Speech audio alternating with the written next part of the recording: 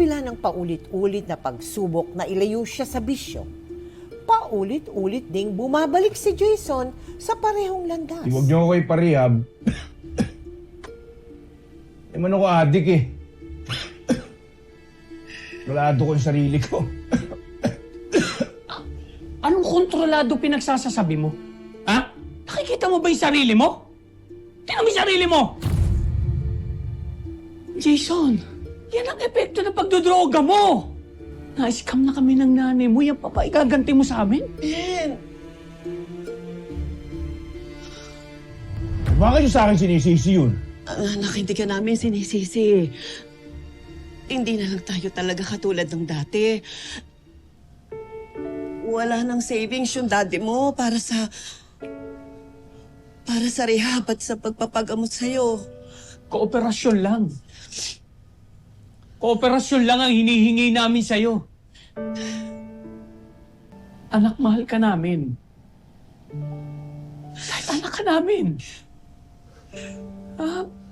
Pero sana, magkaroon ka man lang ng malasakit sa amin, ba? Ano mong gusto? Ano mong gusto maging pabigat? Sana. Hindi ko na lang kinuwan sa nanay ko. Anak, anak, hindi ka pabigat sa amin. Ang gusto lang naman namin sa'yo, anak, maging maayos ka.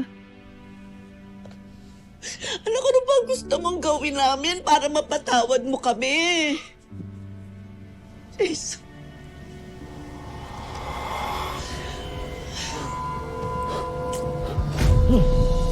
Jason! Jason!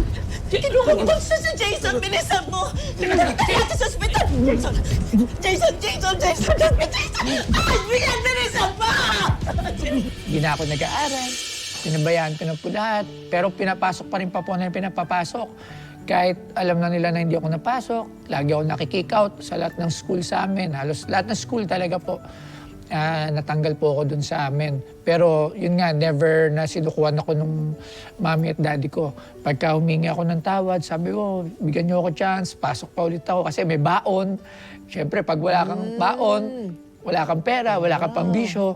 So, gano'n yung ginagawa ko po sa school, lagi-lagi. Ano yung pinaka-lowest point mo diyan sa pagre-rebelde mo? Lowest point po yung hindi na po ako nauwi sa bahay eh. Mas pinili ko. Kanino ka umuwi? Kung kanin-kanino po eh. Andyan sa best friend ko, sa mga pusher, yung sa mga kaibigan ko na dun sa lugar po ng kung saan po maraming drugs. Doon po ako natutulog na. Talagang sa squatter, sa dagat. Ganito na po yung mas pinili ko na po dati. Kasi bata pa po ako nun. Ang hinahanap ko nun, akala ko hindi nila ako mahal. Akala ko, kasi bata pa po, hindi pa po buo siguro yung pag-iisip ko. So, ang nakikita ko nagmamahal sa akin nun, yung mga barkada. Mga kasama sa bisyo, kakwentuhan lagi. So, yun po yung isa sa mga malaking pagkakamali. Talaga po at naging lowest point din nung kabataan ko. Ikaw ba hindi nakaranas ng love life? Ito po yung bike. Thank you. Pre! Ayos ah! Work! Ayos ah! Kailangan pare, hindi na tayo tulad ng dati. May pwesto ka ba dito? Tira tayo. Pare, pas na ako dyan. Saka, walang pwesto dito. Nagbantay ka lang ng computer shop, naging mabuti na. Hindi naman sa ganun, pare. Ayoko na lang talaga. Ano mo pinagmamalaki mo? Tama na pare. Kung ayaw. Doon na lang tayo kala Betong. Jason, mamaya na lang. Pas na ako, pre. Kayo na lang. Tara na!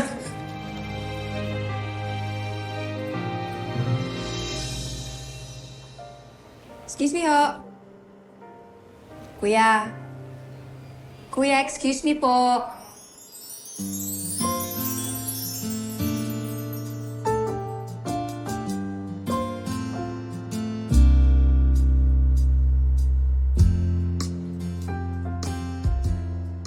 Ay, sorry.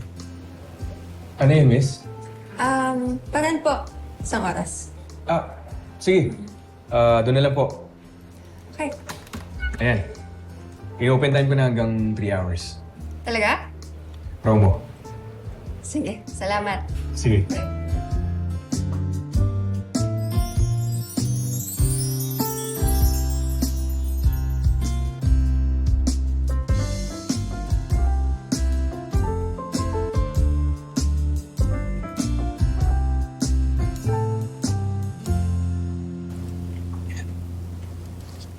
Saka yan. Salamat. Thank you, ate. Oh. Kuha ko isa. Ito mo. Sorry sa ihawan lang kita nadala. Small time lang kasing budget ko ngayon eh. Pero promise, babawi ako. Kapag nagkaroon tayo ng sarili nating pamilya, lalo akong magsisipag. Tapos mag-iipon ako para sa future natin at ang mga anak natin. Ano? Grabe ka naman. Parang ang bilis naman. Kakasagot ko pa lang sa'yo eh. Doon din naman tayo pupunta eh. Hayaan mo na. Hindi, pero seryoso.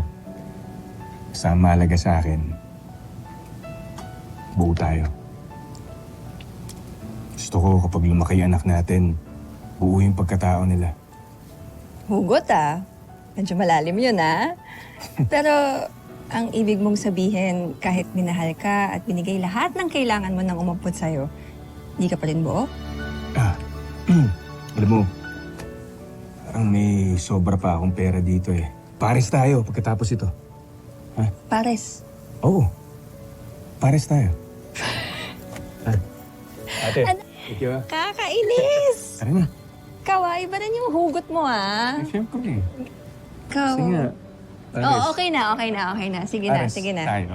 Sige, kumain lang tayo madami.